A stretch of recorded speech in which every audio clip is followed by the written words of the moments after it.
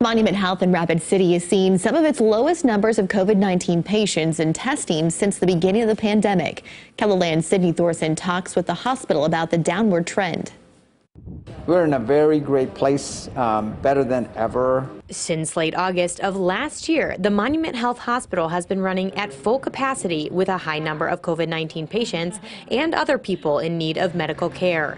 Today, that was no longer the case. Our hospital numbers are declining, and the best news is we're seeing very few cases, and I think we're in a stage of the pandemic that is drawing to a close. We'll probably go into a few cases through the next few months, and then hopefully from summer onwards we'd be in a new phase, what I call a new normal.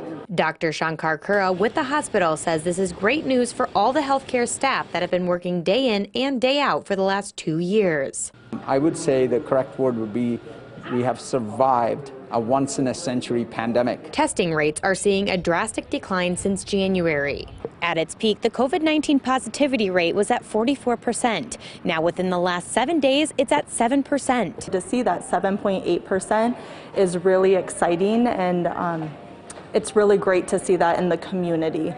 Until that number is below 5%, it's considered community spread. However, Monument Health staff are hopeful to see that soon. It gives us an ability to breathe a little bit easier, as well as then focus on our other quality initiatives that we continue to work on. In Rapid City, Sydney Thorson, KELOLAND News.